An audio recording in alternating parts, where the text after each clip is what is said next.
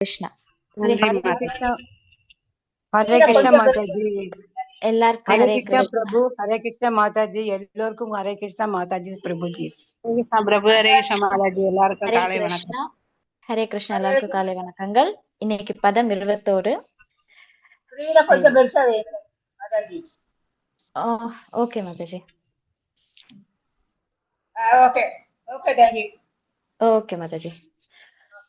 யோ யோ யாம் யாம் தனும் பக்தः யோ யோ யாம் யாம் தனும் பக்தः யோ யோ யாம் யாம் தனும் பக்தः யோ யோ யாம் யாம் தனும் பக்தः யோ யோ யாம் யாம் தனும் பக்தः யோ யோ யாம் யாம் தனும் பக்தः ஸ்ரத்தயார்ச்சிதுமிच्छதி ஸ்ரத்தயார்ச்சிதும் இச்சதி ஸ்ரத்தயார்ச்சிதுமிच्छதி ஸ்ரத்தயார்ச்சிதும் இச்சதி ஸ்ரத்தயார்ச்சிதுமிच्छதி ஸ்ரத்தயார்ச்சிதும் இச்சதி தஸ்ய தஸ்யாச்சலாம் ஸ்ரத்தாம் தஸ்ய தஸ்யாச்சலாம் ஸ்ரத்தாம் தஸ்ய தஸ்யாச்சலாம் ஸ்ரத்தாம் தஸ்ய தஸ்யாச்சலாம் ஸ்ரத்தா தாம் ஏவ விததாம்யஹம் தாம் ஏவ விததாம்யஹம் தாம் ஏவ விததாம்யஹம் தாம் ஏவ விததாம்யஹம் தாம் ஏவ விததாம்யஹம் தாம் ஏவ விததாம்யஹம் யோ யோ யாம் யாம் தனும் பக்தः யோ யோ யாம் யாம் தனும் பக்தः ஸ்ரத்தயார்ச்சிதுமிच्छதி ஸ்ரத்தயார்ச்சிதும் இச்சதி தஸ்ய தஸ்யாச்சலாம் ஸ்ரத்தாம் தஸ்ய தஸ்யாச்சலாம் ஸ்ரத்தா தாம் ஏவ விததாம்யஹம் தாம் ஏவ விததாம்யஹம். ஹரி போல். ஹரே கிருஷ்ணா. சாந்தா மாதாஜி வாசிக்கிறீங்களா? வாசிக்கிறேன் மாதாஜி. ஓகே. யோ யோ யாம் யாம் தனும் பக்தः ஸ்ரத்தாயார்ச்சிதும் இச்சதி தஸ்ய தஸ்யாச்சலாம் ஸ்ரத்தாம் தாம் ஏவ விததாம்யஹம். ஹரே கிருஷ்ணா. ஹரே கிருஷ்ணா மாதாஜி. தேங்க்யூ மாதாஜி. ஹரே கிருஷ்ணா. தேங்க்யூ மாதாஜி. தெரியுதா எல்லாருக்கும்? தெரியுது Mataji. Okay Mataji. Super. So வந்துட்டு இங்க வந்து மங்களார்த்தி நம்ம 5வது ஸ்டான்ஸா பார்த்துட்டு இருக்கோம். இதுல வந்து என்ன சொல்றாங்க அப்படின்னா, நம்ம குரு வந்து எப்படிப்பட்ட குரு அப்படின்னா, அவர் வந்துட்டு எப்பவுமே ஸ்ரீ ராதிகா மாதவா, அதாவது ராதா மாதவரோட எண்ணற்ற நாமங்களை வந்து எப்பவுமே கேட்டு அவங்களோட லீலைகளை வந்துட்டு லீலைகளை பத்தி கேட்டு அவங்களோட ரூபம் அவங்களோட குணங்கள் இது எல்லாத்தையுமே கேட்கறதா அவர் எப்பவுமே வந்துட்டு குண ரூப நாம் எல்லாத்துலயுமே ஒரு பயங்கர ஆர்வமா இருப்பாரு. இத வந்து பிரதிக்ஷணம், அதாவது எல்லா க்ஷணத்திலயுமே வந்துட்டு இத அவர் வந்து ருசிச்சு அவர் வந்துட்டு இதுல வந்துட்டு என்ன பண்றாரு அப்படின்னா அவர் வந்து ஆனந்தமா இருக்காரு. அப்படிப்பட்ட ஒரு குருக்கு வந்துட்டு நான் வணங்குறேன் அப்படின்னு இங்க சொல்றாங்க. ஹரே கிருஷ்ணா. ஸ்ரீராதிகா மாதவயோரபாரா ஸ்ரீராதிகா மாதவயோரபார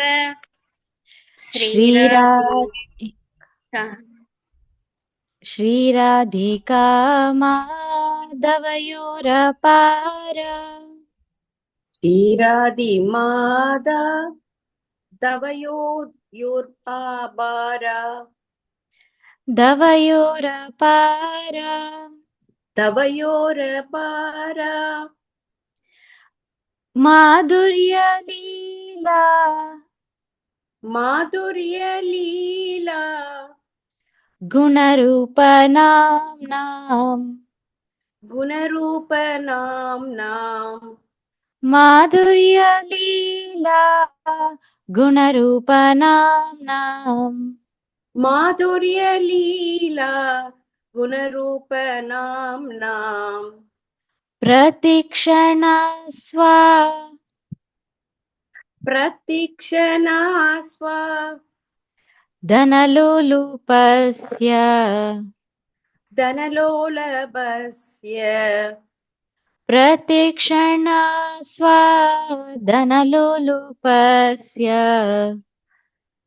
प्रतिशन स्वादाना लोलापस्य प्रतिक्षणस्वा धनलोलुपस्य प्रतिशन स्वानादना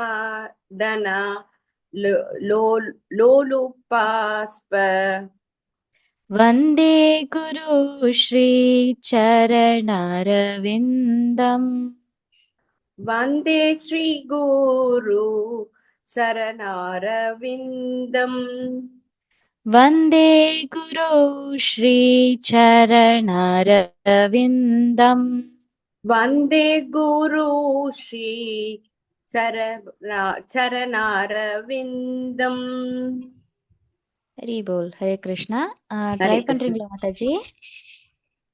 நான் படிச்சிடுறேன். Okay okay Mataji.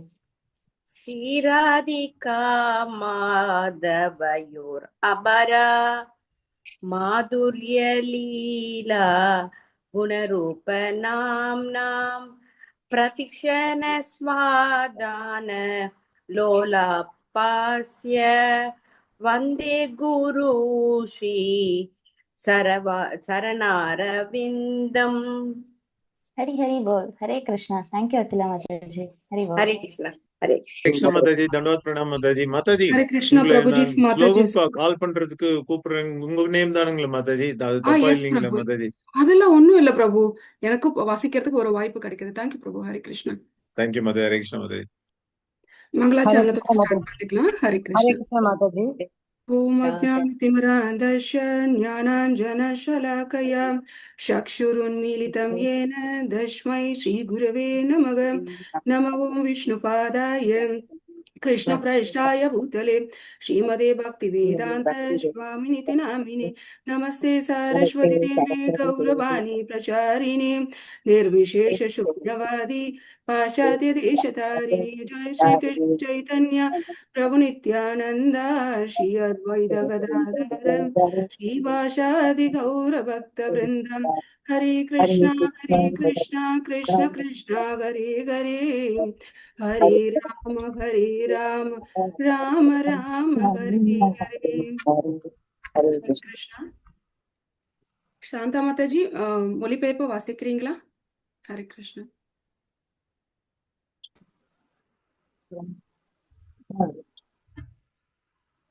வாசிக்கவா? S Shantha Mataji. 21 பதம். எல்லோரது இதயத்திலும் நான் பரமாத்மாவாக இருக்கிறேன். தேவர்களை வழிபட வேண்டும் என ஒருவன் விரும்பும் போது அந்த குறிப்பிட்ட தேவனிடம் பக்தி செய்வதற்கான அவனது நம்பிக்கையை நானே பலப்படுத்துகிறேன். ஹரே கிருஷ்ணா. தேங்க்யூ மாதாஜி. ஹரே கிருஷ்ணா. கிளியரா படிச்சனா மாதாஜி? எஸ் மாதாஜி, நல்லா படிச்சீங்க. ஹரே கிருஷ்ணா. 7.21 இன்னைக்கு பாக்குறோம். எந்த சாப்டர் பார்த்துட்டு இருக்கோம் அப்படின்னா பூரணத்தோட ஞானம் பார்த்துக்கிட்டு இருக்கோம். நம்ம போன ஸ்லோகத்துல என்ன பார்த்தோம் அப்படின்னா, யாருடைய இருதயம் இந்த ஜட ஆசையால பீடிக்கப்பட்டு இருக்கோ அவனோட அறிவை இழந்து அவன் என்ன பண்றான், அந்நிய தேவர்கள் கிட்ட இருந்து போறாங்க அப்படின்னு சொல்லி போன ஸ்லோகத்துல சொல்லப்பட்டது. இந்த ஸ்லோகத்துல என்ன சொல்றாங்க அப்படின்னா, இப்போ நம்ம ஒரு இடத்துக்கு போறோம்னா நமக்கு நம்பிக்கை வேணும் இல்லையா? அந்த நம்பிக்கையை யார் தராங்க அப்படின்னா, அந்த நம்பிக்கையும் பகவான் தான் தராரு அப்படின்றதான் இந்த ஸ்லோகத்துல சொல்லப்பட்டிருக்கு. யோயோ யாம் யாம் தனும் பக்த, என் பக்தன் எந்த தேவதையை வணங்க விரும்புகிறானோ, ஸ்ரத்தா யாச்சித்தும் இச்சதி, நம்பிக்கையுடனும் பக்தியுடனும் ஆராதிக்க விரும்புகிறானோ, தஷ்யாச்சலம் ஸ்ரத்தா, அந்த பக்தனோட அந்த நம்பிக்கையும் அந்த உறுதியத்தனமும் அசையாததையும் வந்து அந்த அசையாத நம்பிக்கை வந்து தாம் ஏவ வித்ததாம் யகம், அந்த நம்பிக்கையை நானே பலப்படுத்துறேன் அப்படின்னு சொல்லி பகவான் வந்து இங்க சொல்றாரு.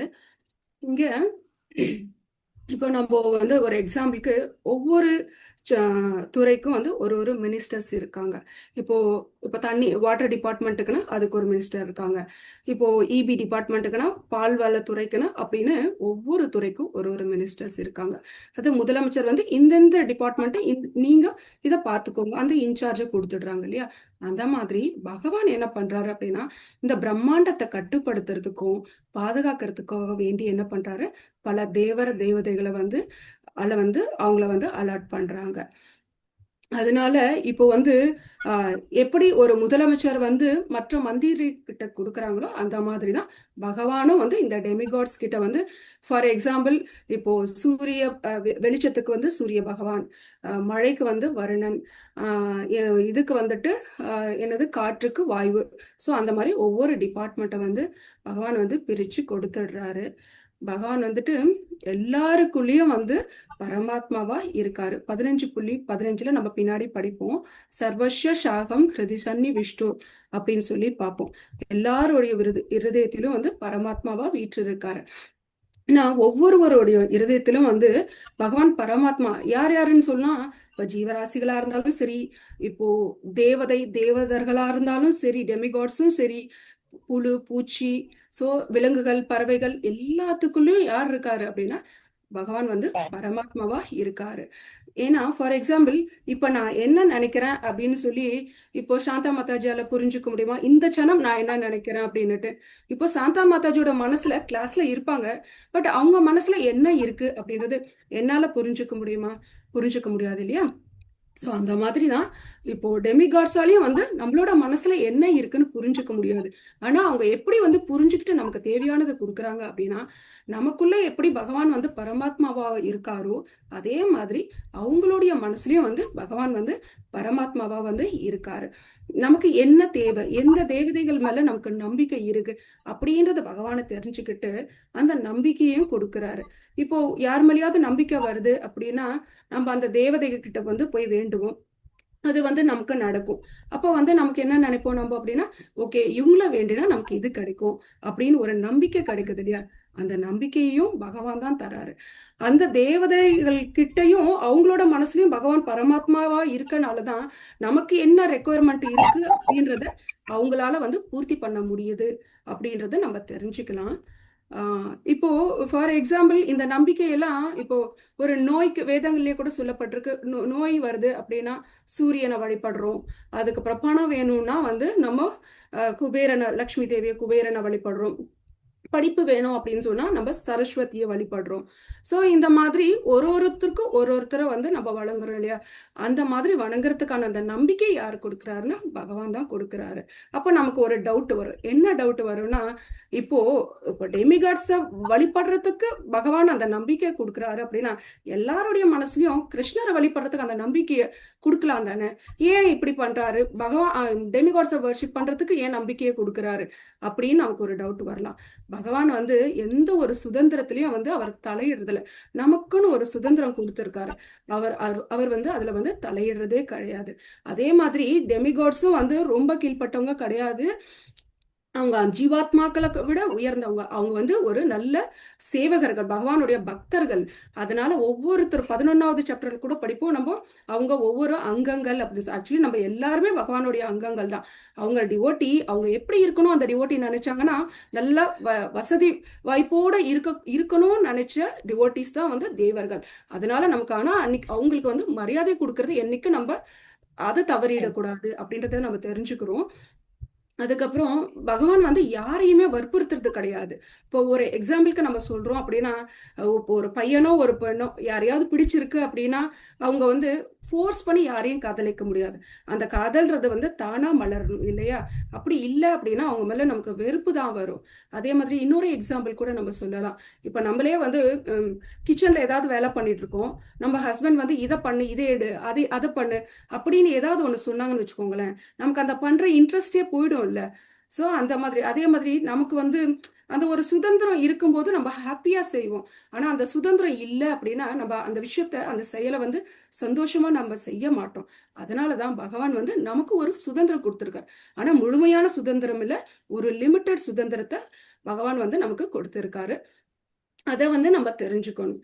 ஆனா நம்மளுடைய சுதந்திரம் எப்படி இருக்கு அப்படின்னு சொன்னா, இப்போ ஒரு இதுல வந்து தொழுவத்துல வந்து மாடு கட்டி போட்டிருக்காங்க, அந்த கட்டாந்தரையில மாடு கட்டி போட்டிருக்காங்க அப்படின்னா அதுக்கு எவ்வளவு சுதந்திரம் இருக்கும்? அது ஒரு 2 மீட்டர் கயிறால கட்டப்பட்டிருக்கும்.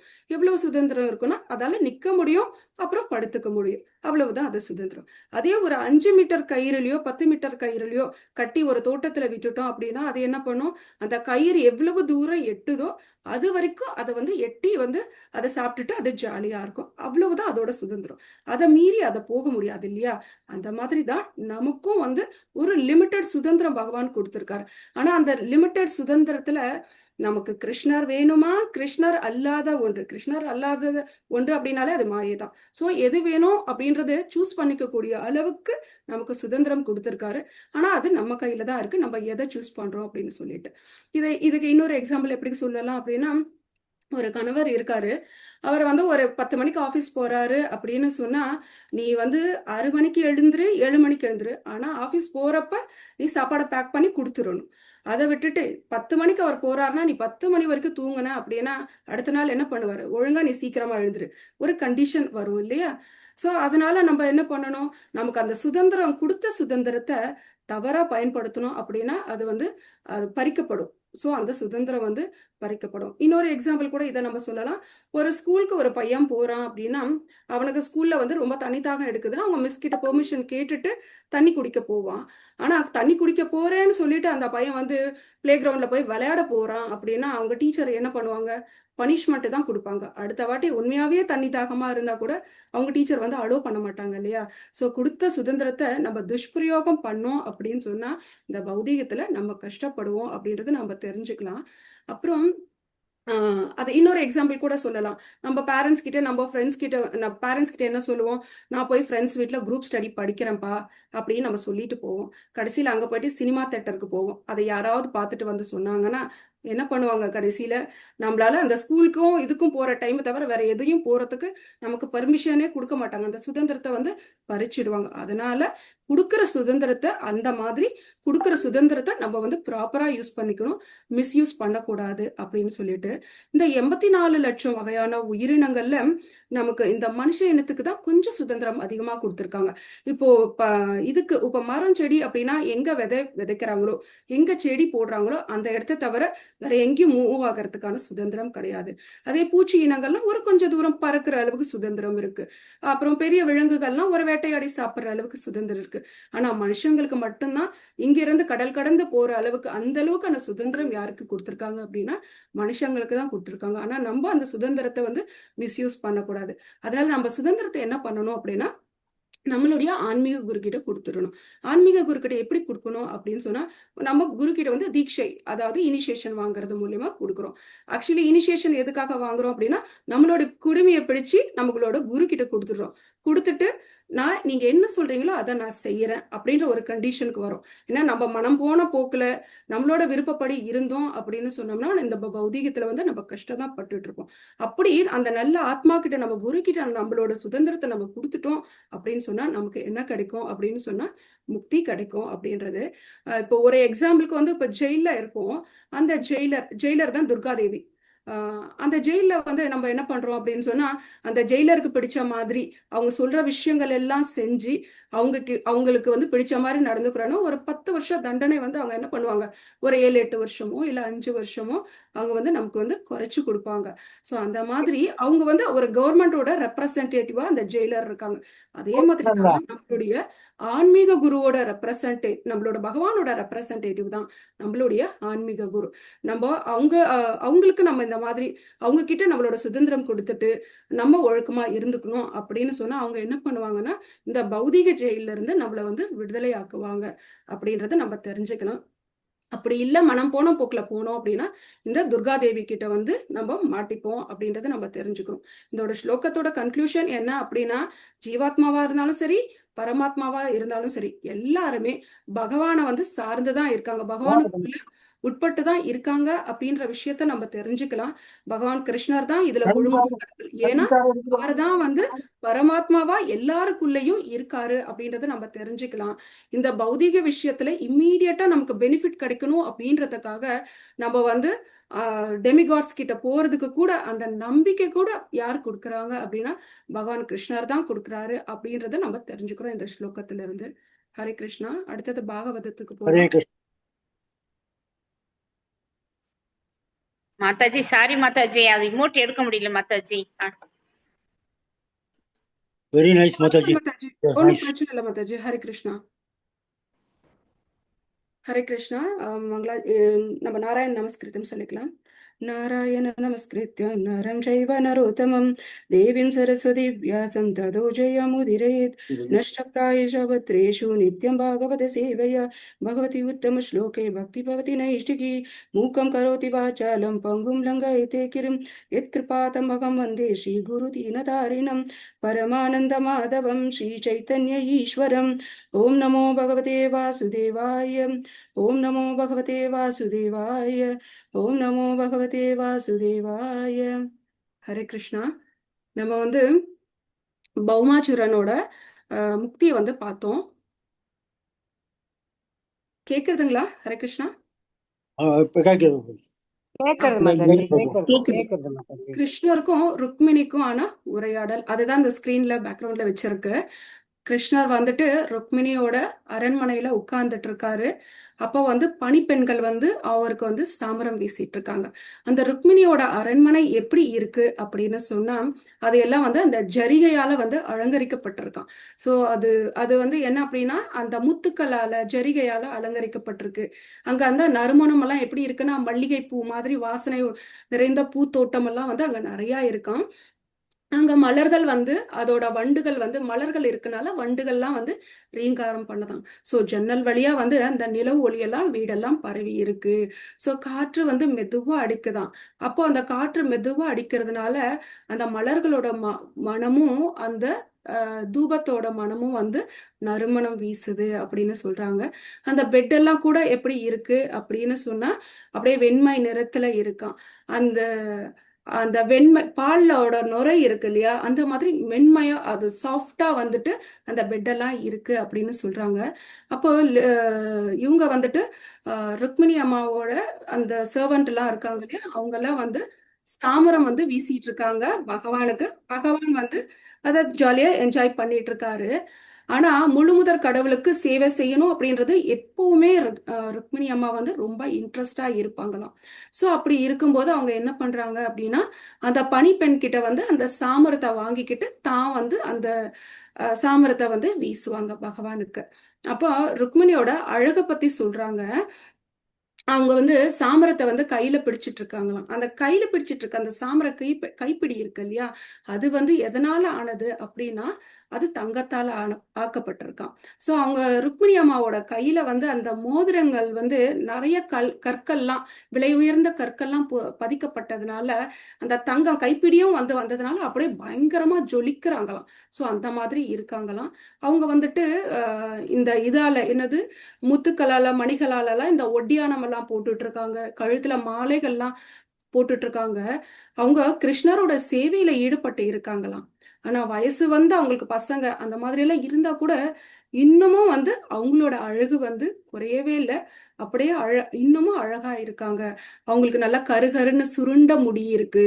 அதுக்கப்புறம் நல்லா அழகிய கம்மல் போட்டுட்டு இருக்காங்க. சிரிச்ச முகத்தோட இப்ப சிரிச்சா வந்து அவங்களோட முகத்துல கன்னத்துல குழி விழும் இல்லையா சோ அந்த மாதிரி வந்து ரொம்ப அழகா இருக்காங்க ருக்மிணி அம்மா அப்படின்னு இங்க வர்ணிக்கப்பட்டிருக்கு. இவங்க யாரு அப்படின்னா நாராயணருக்கு எப்பவும் சேவை பண்ணக்கூடிய அந்த லக்ஷ்மி அப்படின்றது நமக்கு இதுல இருந்து தெரிய வருது. ஆச்சாரியர்கள் வந்து என்ன சொல்றாங்க அப்படின்னு சொன்னா கிருஷ்ணரும் ருக்மிணியும் துவாரகையில அவங்களோட லீலை எப்படி இருக்குன்னா லக்ஷ்மி நாராயணர் மாதிரி இருக்கான். அதே பிருந்தாவனத்துல ராதாவும் கிருஷ்ணரோட லீலை எப்படி இருக்கு அப்படின்னா ஒரு எளிய கிராமிய பாங்குல வந்து அது இருக்கு அப்படின்னு சொல்லி ஆச்சாரியர்கள் வந்து சொல்றாங்க. நாரதர் வந்து என்ன பண்றாரு அப்படின்னா ருக்மிணிக்கு வந்து பாரிஜாத மலரை வந்து கொடுக்குறாங்க. அப்ப சத்யபாமா அதை பார்த்துட்டு என்ன பண்றாங்க அப்படின்னு சொன்னா பொறாமப்பட்டுட்டு கிருஷ்ணர்கிட்ட வந்து எனக்கும் வேணும் அப்படின்னு சொல்லி கேக்குறாங்க. அப்போ வந்து இவங்க என்ன பண்ணுவாங்க அப்படின்னு சொன்னா கிருஷ்ணர் வந்து உனக்கு மலரேன்னா உனக்கு அந்த பூ மரத்தையே கொண்டு வந்து கொடுக்குறேன் அப்படின்னு சொல்லி இந்த பூவில் இது சொர்க்கலோகத்துல இருந்து பூலோகத்துக்கு வந்து அந்த மரத்தை கொண்டு வந்து கொடுப்பாரு. அப்ப இதை பார்த்துட்டு எப்படி இவங்க வந்து ருக்மிணி வந்து பொறாமப்பட்டுட்டு கேட்பாங்க அப்படின்னு கிருஷ்ணர் எதிர்பார்க்கிறாரு. ஆனா வந்து இவங்க வந்து ருக்மிணி அம்மா வந்து கேட்கறதே இல்லை. ஏன் அப்படின்னு சொன்னா அவங்களுக்கு வந்து எதுல திருப்தி அப்படின்னா கிருஷ்ணருக்கு சேவை பண்றதுலதான் வந்து ருக்மிணி அம்மாவுக்கு வந்து திருப்தியா இருக்காங்களாம். சோ நிதான குணம் உடையவங்க தான் ருக்மிணி அம்மா அப்படின்னு சொல்லிட்டு கிருஷ்ணர் என்ன பிளான் பண்றாரு அப்படின்னா எப்படியாவது ருக்மிணியை வந்து எரிச்சலை உண்டாக்கணும், கோவப்படுத்தணும். அந்த கோவப்பட்டக்கு அப்புறம் அந்த ஃபேஸை பார்த்து நம்ம ரசிக்கணும் அப்படின்னு சொல்லி அவர் பிளான் பண்றாரு.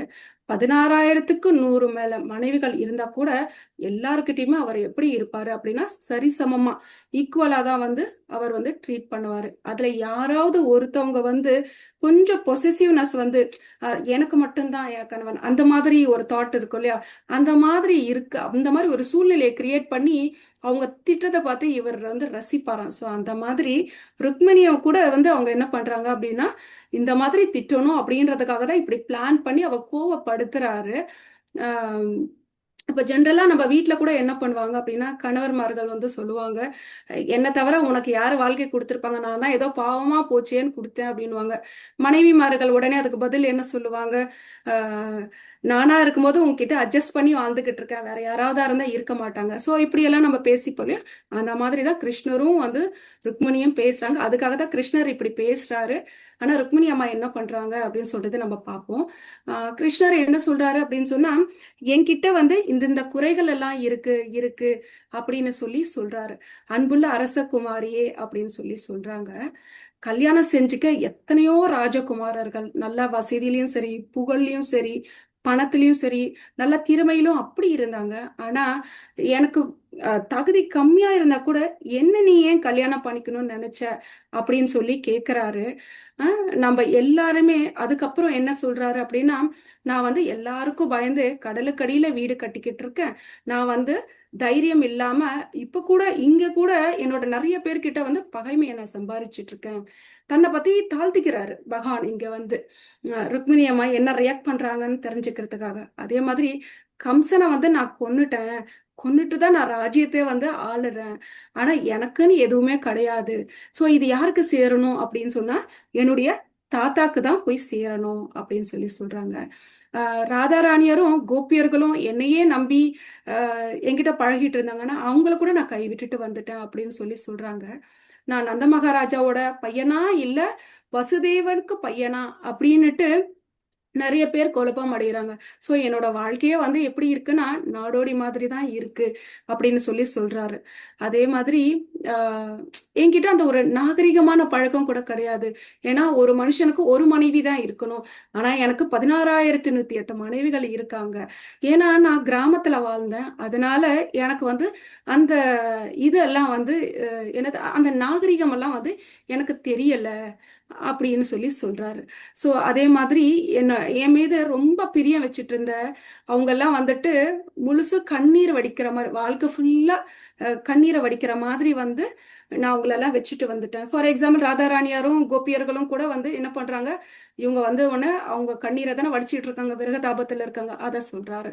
ஸோ அந்த மாதிரி ஆயர் குலத்துல வந்து என்னோட நண்பர்கள் கோபியர்கள், ராதாராணி, அதுக்கப்புறம் வளர்ப்பு தந்தையான நந்த மகாராஜா, இவங்க எல்லாம் வந்து அழுதுகிட்டு இருக்காங்க அப்படின்னு சொல்லிட்டு அங்க போயிட்டு வந்த உத்தவரும் வந்து அக்ரூரரும் வந்து சொன்னாங்க. ஸோ இப்படியெல்லாம் நான் பண்ணேன், நான் எந்த ராணிக்கிட்ட கூட ஒழுங்கா நான் நடந்துக்கிறதே இல்லை, அது உனக்கே தெரியும் அப்படின்னு சொல்லி சொல்றாரு. அதுக்கப்புறம் என் அன்பு ராஜகுமாரியே அப்படின்னு சொல்லி சொல்ற என்கிட்ட காசு பணம் இல்லாதவன் அப்படின்றத நீ உனக்கே தெரியும். ஆனா நான் பிறந்த உடனே என்ன பண்றாங்க, ஆம், நந்த மகாராஜா கிட்ட கொண்டு போய் விட்டுட்டு வந்துடுறாங்கன்றது நீயே கேள்விப்பட்டிருப்ப. அதே அந்த நந்த மகாராஜா கிட்ட நிறைய பசுக்கள், ஆயிரக்கணக்கான பசுக்கள் இருக்கு. அது எதுவுமே எனக்கு சொந்தம் இல்லை அப்படின்றதும், எனக்கு அதுல ஒண்ணு கூட சொந்தம் இல்லை, எனக்குன்னு எதுவுமே கிடையாது அப்படின்னு சொல்லி பகவான் வந்து அவங்க சொல்றாங்க. ஆம், அதே மாதிரிதான் இப்போ நான் மட்டும் இல்லை, என்னுடைய பக்தர்கள் கூட வந்து எதையுமே அவங்களுக்குன்னு வச்சுக்க மாட்டாங்க. அதே மாதிரி ஏழையா இருக்கவங்க ஏதோ அவங்களுக்கு ஒரு வாய்ப்பு கிடைக்கும் போது எங்கிட்ட பக்தர் ஆகுறாங்களே தவிர பணக்காரங்க யாருமே என்னை வந்து அக்கறை காட்டுறது இல்லை அப்படின்னு சொல்லி சொல்றாங்க. ஸோ உன்னுடைய அம்மா அப்பா வந்து உன்னை நல்லா அறிவா வளர்த்தாங்க, ஆனா நீ என்ன செலக்ட் பண்றதுல தவறு பண்ணிட்டே ருக்மணி அப்படின்னு சொல்லி சொல்லுவாரு. இப்ப கூட ஒன்னும் கெட்டு போயிடல, நீ வந்து என்ன பண்ண, நல்லா கல்வி அழகு வசதியில உள்ள யாரையாவது ஒருத்தரை வந்து கணவனா ஏத்துக்கோ, ஏத்துக்கிட்டு நீ என்ன நிராகரிச்சிரு அப்படின்னு சொல்லி கிருஷ்ணர் சொல்லுவாரு. கிருஷ்ணரை ஏன்னா கல்யாணத்துக்கு முன்னாடி கிருஷ்ணரை வந்து ருக்மிணி அம்மா பார்த்ததே கிடையாது. அவங்க கேள்விப்பட்டு தான் இருக்காரு. கேள்விப்பட்டு கேள்விப்பட்டு கேள்விப்பட்டு தான் அவங்க காதலிச்சு அவங்க கல்யாணம் பண்ணிக்கிட்டாங்க. ஆனா வந்து நீ இப்படி என்ன கேள்விப்பட்டு கேள்விப்பட்டு காதலிச்சு கல்யாணம் பண்ணி தவறு பண்ணிட்டியே அப்படின்னு சொல்லி சொல்றாரு. இப்போ ருக்மிணிக்கு ஆக்சுவலி வயசு வந்து ஒன்றும் சின்ன இளம் வயசு கிடையாது, அவங்களுக்கு வயசாயிடுச்சு. நிறைய பசங்கள்லாம் இருக்காங்க. வயசு வந்த பல பிள்ளைகளை வச்சுட்டு விவாகரத்து செஞ்சுக்கலாம் அப்படின்னு கிருஷ்ணர் சொல்றது அவங்களுக்கு ரொம்ப ரொம்ப கஷ்டமா இருக்கு. ஆக்சுவலி வேத பண்பாட்டின்படி என்னன்னா, ஒன்ஸ் கல்யாணம் ஆயிடுச்சு அப்படின்னா விவாகரத்து அப்படின்ற ஒரு பேச்சுக்கே இடம் கிடையாது. முதைய நம்ம ராசலீலை படிச்சப்போ அந்த பெண்மணிகள் கிட்ட பேசுறப்போ ஒரு இது வந்து பகவான் இது சொல்லியிருந்தார். ஏன்னா விவாகரத்துன்றது பேச்சுக்கே இடம் கிடையாதுன்னு சொல்லிட்டு. ஸோ அந்த மாதிரி பல மகனை வந்து பெற்றதுக்கு அப்புறம் இது எப்படி சாத்தியமாகாது. ஸோ கிருஷ்ணரோட பேச்சு இவங்களுக்கு எப்படி இருக்குன்னா பைத்தியக்காரத்தனமா தெரியுது. ஆனா இவங்க வந்து ரொம்ப எளிமையான சுபாவம் கொண்டவங்க ருக்மிணி. ஆனா அவங்களுக்கு திடீர்னு வந்து எங்க கிருஷ்ணர் பிரிய நேரிடுமோ அப்படின்னு சொல்லி அவங்களுக்கு என்ன ஆயிடுது அப்படின்னா அப்படியே கவலை வந்துருது. ஸோ திருமணத்துக்கு முன்னாடியே நீ என்ன காதலிச்ச, ஆனா எனக்கு உன் மேல அப்படியெல்லாம் காதல்லாம் ஒன்றும் கிடையாது. ஆக்சுவலி அவர் இதெல்லாமே வந்து கலாய்க்கிறாரு. எனக்கு மனைவி குழந்தை செல்வம் எல்லாம் இருந்தா கூட எனக்கு அதுல எல்லாம் ஒன்றும் அக்கறை கிடையாது, பற்றுதலும் இல்லை. என்ன மாதிரி தான் என் பக்தர்கள் கூட அப்படிதான், இந்த பௌதீக உலகத்திலேயே இருந்தா கூட எதுலயும் அக்கறை கொள்றது இல்லை அப்படின்னு சொல்றாரு. ஸோ அந்த ஆத்மா உணர்வு மட்டும்தான் பிடித்தமானது, அதுதான் எனக்கு வந்து சந்தோஷத்தையும் தரக்கூடியது அப்படின்னு சொல்றாரு. இப்படி எல்லாத்தையும் பேசிட்டு என்ன பண்றாரு கிருஷ்ணர், பேசுறத வந்து நிறுத்திடுறாரு. இது வரைக்கும் இந்த மாதிரி கிருஷ்ணர் கடுமையா பேசினதை அவங்க பார்த்ததே கிடையாது. ஆனா பகவான் தன்னை பிரிஞ்சிடுவாரோ அப்படின்ற ஒரு பயம் இவங்களுக்கு வந்துடுது. அந்த பயத்துல குழப்பம் ஆயிடுது. குழப்பம் அடிஞ்சுட்டு என்ன பண்றாங்க அப்படின்னா அவங்களோட இருதயம் வந்து அப்படியே வேகமா அடிக்குது. அப்போ அவங்க என்ன பண்றாங்கன்னா, என்ன பண்றதுன்னு தெரியாம தன்னோட கால் விரலை வச்சு கீழே அப்படியே தரையில வந்து அப்படியே கோலம் போடுற மாதிரி கீறுறாங்க. அப்படியே கண்ணெல்லாம் சிகப்பாயிடுது, கண்ணுல இருந்து தண்ணியா கொட்டுது. அவங்களுக்கு மேல மஞ்சளும் குங்குமமும் வந்து அவங்க பூசிக்கிட்டு இருக்காங்க. கண்மையெல்லாம் அதெல்லாம் அப்படியே அழிஞ்சிடுது, இவங்களோட கண்ணுல இருந்து தண்ணி வர்றதில்ல. அப்போ அவங்க பலகீனம் ஆயிடுறாங்க. பலகீனம் ஆனவொடனே என்னன்னா கையில இருக்க அந்த வலையெல்லாம் கூட அந்த அவங்க பலகீனத்தால கீழே வந்து விழுந்துடுதான். அவங்க முன்னாடி என்ன சர்வீஸ் பண்ணிட்டு இருந்தாங்க, சாமரம் வீசிக்கிட்டு தான் இருந்தாங்க இல்லையா. இந்த வேலைக்காரங்க கிட்ட அந்த சாமரம் வாங்கிட்டு நான் அந்த சர்வீஸ் பண்றேன்னு. ஸோ இப்போ அவங்க இது கிருஷ்ணர் இவ்வளோ பேசினதை கேட்டுட்டு அந்த சாமரம் வந்து தன்னோட கையில இருந்து நழுவி வந்து கீழே வந்து விழுந்துடுதான்.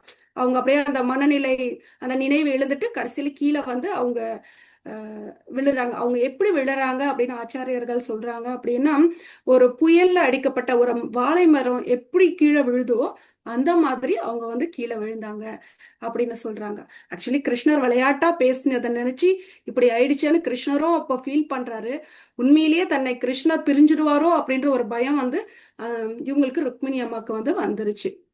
ஸோ தன் பக்தர்கிட்ட எப்பவும் பிரியம் காட்டணும். கிருஷ்ணர் என்ன பண்றாரு, இப்போ ருக்மிணி மேலேயும் அந்த பரிவை வந்து காட்டுறாங்க. கிருஷ்ணர் வந்து ருக்மிணியோட உறவு எப்படின்னா நாராயணர் லக்ஷ்மி நாராயணர் உறவு. ஸோ அதனால உடனே அவர் வந்து நாராயணர் ரூபத்தை எடுத்து 4 கையில ஒரு கையை வந்து என்ன பண்றாங்க, ருக்மிணியோட தலையை வந்து வருடி கொடுக்கறாங்க. அப்போ வருடி கொடுத்துட்டு அதுக்கப்புறம் என்ன பண்றாங்க, அவங்க கேசம் அந்த முடியெல்லாம் கலைஞ்சு போயிடுது, அதெல்லாம் ஒதுக்கி விடுறாங்க. ஒதுக்கி விட்டுட்டு அவங்க வந்து இவ்வளோ அன்பா இருக்காளே அப்படின்னு சொல்லி கட்டி அணைச்சிக்கிறாரு. ஸோ நான் விளையாட்டா தான் பேசினேன், ருக்மிணி புரிஞ்சுக்கல அப்படின்னு சொல்லிட்டு, ஸோ எப்படியாவது இதை வந்து சமாதானப்படுத்தணும் இல்லையா, அதனால அவர் என்ன பண்றாரு அப்படின்னு சொன்னா சமாதானப்படுத்தினாரு. அதுக்கு அன்புள்ள ருக்மிணியே, என்னை தவறா புரிஞ்சுக்க வேண்டாம், நான் சும்மா உன்னை சீண்டி பார்க்கறதுக்காக தான் நான் இப்படி பண்ணேன், பதிலுக்கு நீயும் பேசுவேன்னு நினைச்சேன், ஆனா நீ திட்டுவ, அந்த அழகை பார்த்து நான் ரசிக்கணும் அப்படின்னு நினைச்சுதான் நான் இப்படி பண்ணேன்.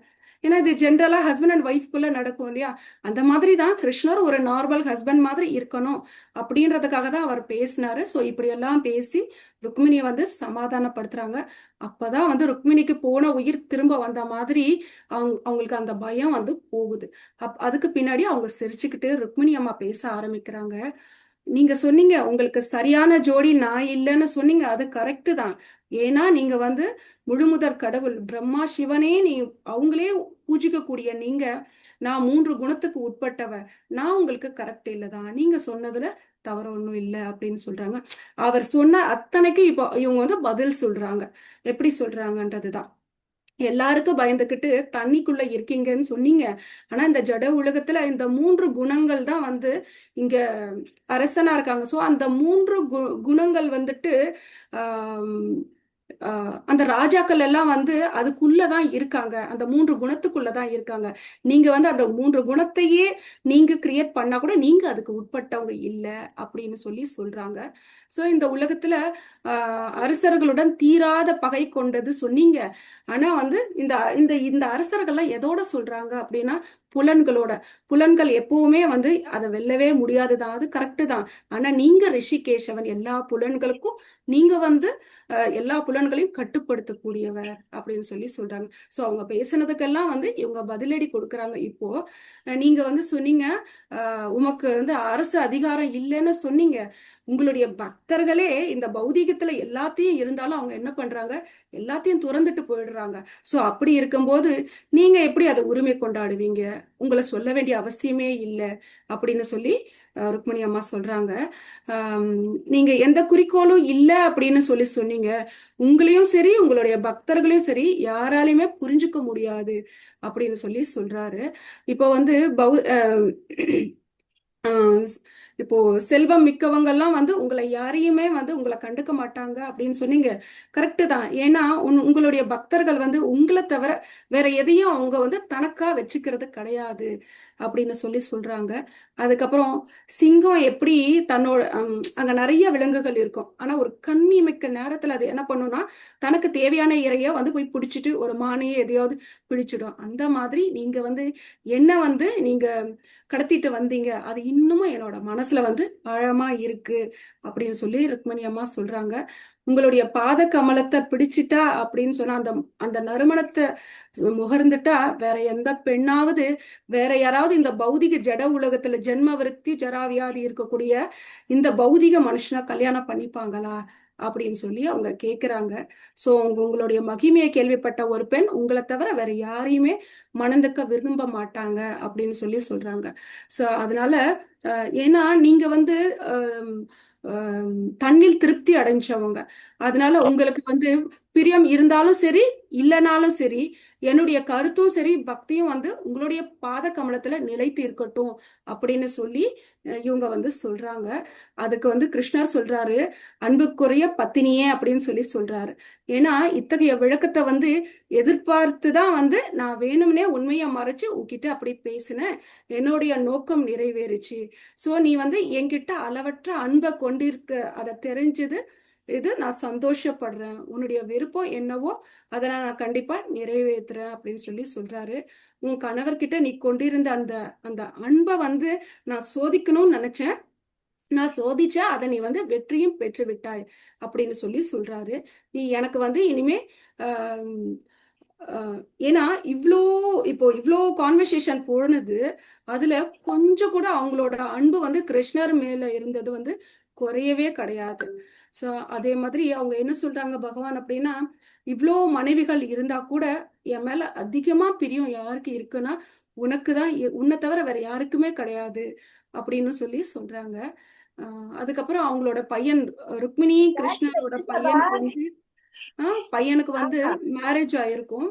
அப்ப வந்துட்டு ஒரு பலராமருக்கும் அவங்களோட அண்ணன் ருக்மிணிக்கும் வந்து அப்போ ஒரு சண்டை வருது. அப்போ வந்து பலராமர் வந்து கொன்னுடுவாரு, யாரு, ருக்மிணியோட அண்ணனை வந்து கொன்னுடுவாரு.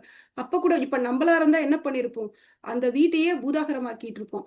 ஏன்னா என்னோட அண்ணனை நீங்க எப்படி கொல்லலாம் அப்படின்ட்டு. ஆனா அப்ப கூட ருக்மிணி எதுவுமே பேச மாட்டாங்க, சைலண்டா இருப்பாங்க. ஸோ நீ என்கிட்ட எவ்வளவு நீ அன்பா இருக்க, நீ எப்படி இருக்கன்னா நீ செய்யக்கூடிய செயல் எல்லாமே என் ஆத்மாவில இருக்கு, உன்னோட அன்பு வந்து என்னோட ஆத்மாவில நிலைச்சு இருக்கு அப்படின்னு சொல்லி பகவான் வந்து இங்க சொல்றாரு. அதனால நீ என்கிட்ட அந்த காட்டக்கூடிய அந்த அன்பு எப்படி இருக்குன்னா கலப்பில்லாம இருக்கு. அதுக்கு நான் வந்து கைமாறா என்னால பண்ண எதுவுமே பண்றதுக்கு எதுவுமே இல்லை அப்படின்னு சொல்லி பகவான் வந்து சொல்றாரு. ஸோ பகவானுக்கு யாருடைய உறவும் சரி எதுவும் தேவை கிடையாது. ஏன்னா அவர் ஆத்மாராமன், தண்ணிலே நிலை பெறக்கூடிய அந்த தன்னிறைவு பெறக்கூடியவர் தான் பகவான். மற்றவங்களோட சேவையோ எதுவுமே தேவையில்லை, யாரையும் வந்து பகவான் வந்து டிபெண்ட் பண்ணி இல்லை. ஆனாலும் பகவான் என்ன பண்ணுவார் அப்படின்னா தன்னுடைய பல மனைவிகள் இருந்தா கூட எல்லாரையும் வந்து ஈக்குவலா ட்ரீட் பண்ணுவார்.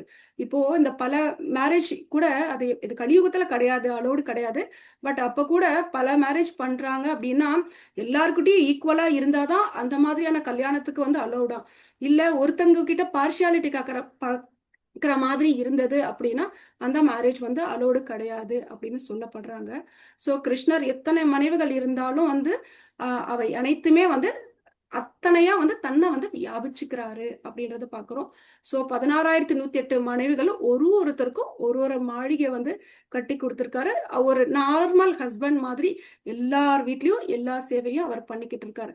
ஸோ இங்க கிருஷ்ணர் ஏன் ருக்மிணி கிட்ட இப்படி பேசினார் அப்படின்னு சொன்னா அதுக்கு ஆச்சாரியர் சுகதேவ் கோஸ்வாமி என்ன சொல்றாரு அப்படின்னா, ருக்மிணி கிட்ட வந்து ஒரு கொஞ்சம் கர்வம் இருந்ததான். என்ன கர்வம் அப்படின்னா கிருஷ்ணர் என்கிட்ட மட்டும்தான் இவ்வளவு டைம் ஸ்பெண்ட் பண்றாரு அப்படின்ற ஒரு கர்வம் இருந்ததான்.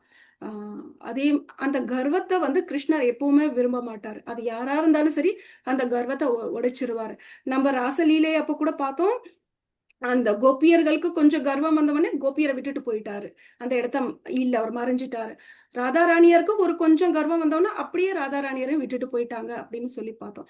ஸோ அதே மாதிரிதான் பக்தர்கள்கிட்டயும் யார்கிட்டயாவது கர்வம் இருந்தது அப்படின்னா கிருஷ்ணர் என்ன பண்ணுவாருன்னா அதை விரும்புறது இல்லை, அதை ஏதாவது ஒரு உபாயத்துல வந்து அந்த கர்வத்தை வந்து அடக்கிடுவாரு.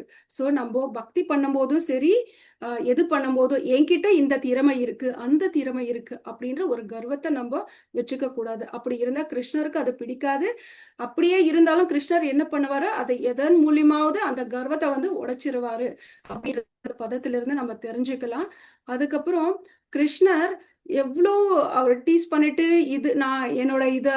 நான் இப்படி இருக்கேன் அப்படி இருக்கேன் எனக்கு எந்த தகுதி இல்லை அதெல்லாம் சொல்லியும் அவங்களோட அன்பு எப்படி பிறலையோ, அது வழி மாறாம அப்படியே இருந்ததோ பிறலாமல் இருந்ததோ அந்த மாதிரி நமக்கும் பகவான் மீது கிருஷ்ணர் மீது அன்பும் பக்தியும் வந்து இந்த சுச்சுவேஷனும் நமக்கு கஷ்டங்கள் நிறைய வரலாம், இன்பங்கள் நிறைய வரலாம், எந்த சூழ்நிலையிலும் வந்து நம்ம மாறாம இருக்கணும் அப்படின்றத நம்ம தெரிஞ்சுக்கிறோம். அதே மாதிரி பகவான் வந்து எல்லா ஐஸ்வர்யங்கள் எல்லாமே அவ்வளோ மனைவிகள் சொத்துகள் எல்லா ப்ராப்பர்ட்டிஸ்க்கும் உரிமையாளர் அவர் தான். அப்படி இருந்தாலும் எதன் மீதும் அவர் பற்றுதல் இல்லை இல்லையா, அந்த மாதிரி தான் பக்தர்களும் வந்து அந்த மாதிரி எதன் மீதும் பற்றுதல் இல்லாம இருக்கணும் அப்படின்றது. அப்போ கிருஷ்ணரும் ருக்மிணியும் ஒருத்தருக்கு ஒருத்தர் அவங்க பேசிக்கிறாங்கல்ல, இது அவங்களோட குறைகளை சொல்லிக்கிறாங்க. ஸோ அந்த மாதிரி தான் பக்தர்களும் என்ன பண்ணுவாங்க, தன் மேல குறையே இல்லைன்னா கூட இல்ல எனதுதான் தப்பு அந்த விட்டு கொடுக்குற மனப்பான்மை இருக்கும் இல்லையா. ஸோ இது வந்து பக்தர்களோட குவாலிட்டி அப்படின்றத நம்ம இந்த பதத்துல இருந்து தெரிஞ்சுக்கலாம். ஹரே கிருஷ்ணா. ஏதாவது நான் தவறுதலா சொல்லியிருந்தா மன்னிச்சிடுங்க. ஹரே கிருஷ்ணா. ஹரே கிருஷ்ணா. ரொம்ப டீட்டெயிலா சொல்லிட்டீங்க. ருக்மிணி தேங்க்யூ பிரபு. ஹரே கிருஷ்ணா கிருஷ்ணன் பிரபு. நல்ல அருமையான விளக்கம் மாதாஜி, ரொம்ப அருமையான ஹரே விளக்கம். கிருஷ்ணா. ரொம்ப நல்லா இருந்துச்சு மாதாஜி. ஹரே கிருஷ்ணா. நல்லா இருந்தது. மாதாஜி. ஹரே ஹரே கிருஷ்ணா கிருஷ்ணா பிரபு. மாதாஜி. மாதாஜி நல்ல இந்த கிளாஸ் வந்து தெளிவா நான் இருந்தது மாதாஜி. ஹரே ஹரிகீர்த்தன் கிருஷ்ணா மாதாஜி. பிரபுவோட கிளாஸ்ல இருந்து தான் நான் எடுத்து ஜஸ்ட் உங்களுக்கு ரீகேப் பண்றேன். அவ்வளவுதான் பிரபு. ஹரே கிருஷ்ணா. ஹரே கிருஷ்ணா. இருந்தாலும் நல்லா உங்களுடைய இருந்தது. மாதாஜி வாழ்நாள் நன்றாக நல்லா இருந்தது இருந்தது. மாதாஜி. மிகவும் விளக்கமாக சொன்னீர்கள். நன்றி மாதாஜி. ஹரே கிருஷ்ணா மாதாஜி. ரொம்ப அருமையா இருந்துச்சு மாதாஜி கிளாஸ். நம்மளோட சுதந்திரம் வந்து குரு கிட்ட தான் இருக்கு அப்படிங்கறத சொன்னீங்க.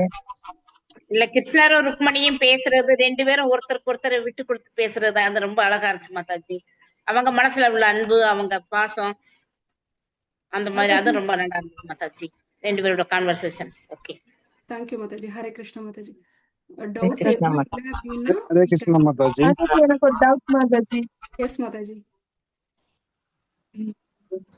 இது நம்மளோட சுதந்திரம் வந்து குரு கிட்ட தான் இருக்கு அப்படிங்கறத சொன்னீங்க ஸ்லோகன் மூலியமா. அது ரொம்ப யூஸ்ஃபுல்லான எஸ் மாதாஜி. நம்ம கிட்ட உள்ள சுதந்திரத்தை நம்ம குரு கிட்ட கொடுத்துடணும். அது எப்படின்னா நம்ம இனிஷியேஷன் தீட்சை பெற்று நம்மளோட சுதந்திரத்தை நம்ம குரு கிட்ட நம்மளோட குடிமை பிடிச்சு கொடுத்துடுறோம். அப்படின்னா என்ன அப்படின்னா நீங்க என்ன சொல்றீங்களோ அதை நான் செய்யறேன், அதுதான் நம்மளோட சுதந்திரம். அப்படி வச்சுக்கணும். அப்படி இருந்தது அப்படின்னு சொன்னா கண்டிப்பா நம்ம முக்தி மோட்சம் தான் அடைவோம். ஓகே மாதாஜி. தேங்க்யூ மாதாஜி. அதெல்லாம் எங்களுக்கு தெரியல, இப்ப தெரிஞ்சுக்கிறேன். ரெண்டாவது ருக்மணி கிருஷ்ணரோட லீலைகளை அழகா புன்னகையோட சொன்னது ரொம்ப சந்தோஷமா இருந்துச்சு, பிடிச்சிருந்துச்சு. இவங்க அப்புறம் பசங்கள்லாம் எனக்கு ஒரு டவுட் பெரியவங்க மாதாஜி. சொல்லுங்க மாதாஜி. வந்து லக்ஷ்மி குபேரர்னு சொல்றீங்கல்ல, லக்ஷ்மிங்கிறது நாராயணருக்கு தானே சொந்தம். அப்புறம் ஏன் இல்ல மாதாஜி, ஒருத்துக்கும் ஒரு இன்சார்ஜ். இப்போ லக்ஷ்மினா பணத்துக்கு, குபேரன் வந்து பணத்துக்கு தானே, அந்த ட்ரஸ்ட்டுக்கு தானே. சோ அதை தான் நான் சொல்ல வந்தேன்.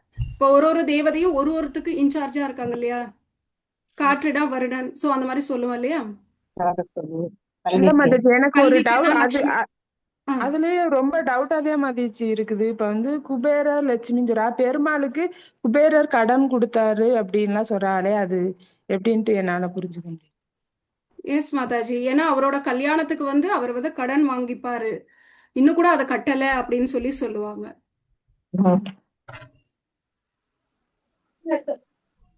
இவர் கிருஷ்ணருக்கும் ருக்மணிக்கும் பசங்க பெரிய பசங்களா இருக்காங்களா மாதாஜி? ஆக்சுவலி எல்லா மனைவிகளுக்கும் ஒருத்தருக்கும் 10 பசங்க இருக்காங்க மாதாஜி. அதுல பசங்க எல்லாம் பெருசாயிடுச்சு. பெருசானதுக்கு அப்புறம் சும்மா இப்போ விளையாட்டா கணவன் மனைவி வீட்டுல நம்ம பேசிப்பாங்க இல்லையா, அப்ப வந்து நீ வேணும்னா தாராளமா போயிடு அப்படின்னு சொல்லுவாங்கல்ல, அந்த மாதிரிதான் இவங்களும் கலாய்ச்சி பேசிக்கிறாங்க. அது ரொம்ப இன்ட்ரெஸ்டிங்கா இருந்துச்சு மாதாஜி. ஹரே கிருஷ்ணா மாதாஜி. தரு மாதாஜி. ஹரே கிருஷ்ணா மாதாஜி. ஹரி போல். வெரி நைஸ் கிளாஸ் மாதாஜி. இன்னைக்கு நம்மளுக்கு ரீகேப் வந்துட்டு சந்திரசேகரன் பிரபுஜி பண்றாங்க.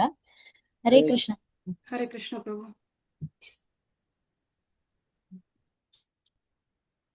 முதல்ல பகவத்கீதா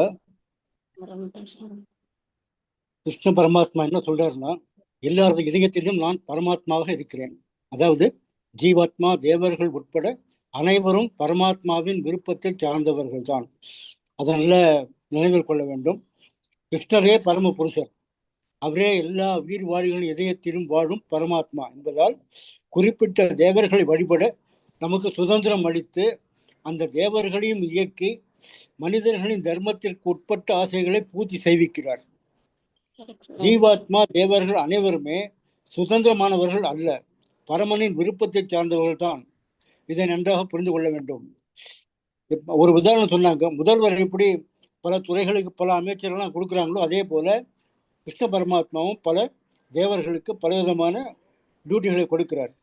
அதை அவங்களாம் சரியா பண்றாங்களான்னு பார்க்கிறார், வேற ஒன்றும் இல்லை.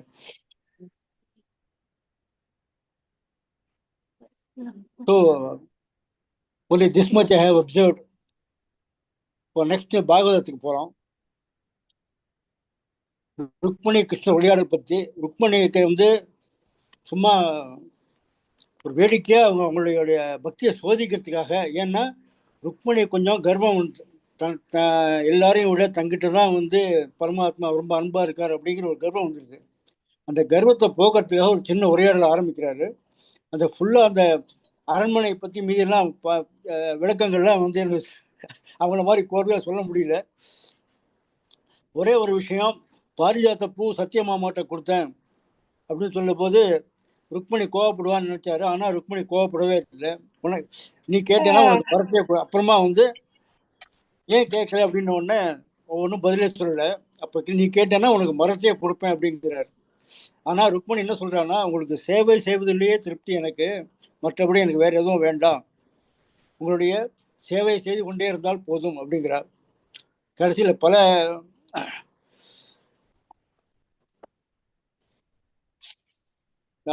ஆயர்கள் கோபியர் எல்லாரையும் விட்டு வந்த போது எல்லாரும் கண்ணீர் வடித்தார்கள். இருந்தாலும் இங்கே உன்னை தேடி வந்திருக்கிறேன். அது சொல்ல சொல்ல நிறைய விஷயம்லாம் சொன்னாரு, எனக்கு அவ்வளவு தூரம் சொல்ல தெரியல. ஸோ அவர் பயந்துக்கிட்டு ருக்மணி அம்மா என்ன பண்ணாங்கன்னா, கால் விரலால கீழே கோடு போட்டே இருந்தாங்க. மனசு டென்ஷன்ல இருக்கும்போது பண்ணுவாங்கல்ல, அது போல எவ்வளவோ கிருஷ்ணர் எவ்வளோ சொல்லி போகிறாரு, எவ்வளோ பெரிய பணக்காரங்க செல்வம் படைத்தவர்கள்லாம் இருக்காங்க, எல்லாரையும் விட்டுட்டு என்னையே நீ செலக்ட் பண்ண அப்படின்னு. அதுக்கும் ருக்மணி ஒன்றும் பதில் சொல்லவே இல்லை. கடைசியில் சேர்த்து சொல்றாங்க, நாங்கள்லாம் என்னதான் இருந்தாலும் 3 குணத்துக்கு உட்பட்டவர்கள், நீங்க பரமாத்மா, அதனால உங்களை நான் மறக்க முடியாது, உங்களுக்கு சேவை செய்து கொண்டே இருப்பதுதான் என்னுடைய தீராத ஆசை. ஏதோ ஒரு விஷயத்துல ருக்மியை பலராமர் சொன்னபோது கூட அப்ப கூட ருக்மணி எதுவுமே சொல்லவில்லை.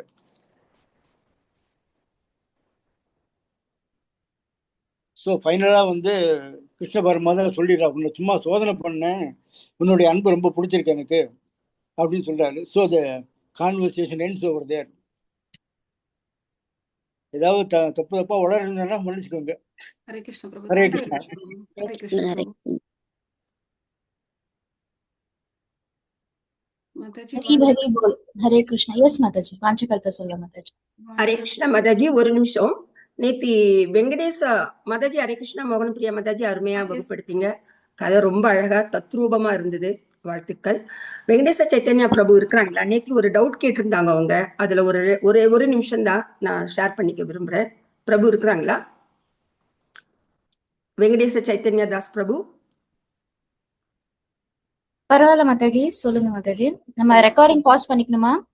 ஓகே மாதாஜி. ரெக்கார்டிங் வாஞ்சகல்ப சொல்லுங்க. सर्वश कृपा सिन्धुभ्येव च पतितानां पावनेभ्यो वैष्णवेभ्यो नमो वैष्णव की जय। श्री प्रभुपाद की जय। श्री गुरु महाराज की जय। निताय गौर प्रेमानंदे हरि हरि बोल। थैंक यू माताजी, संत प्रभु जी। हरे कृष्णा। हरि बोल, हरि हरि बोल। हरे कृष्णा माताजी। थैंक यू माताजी।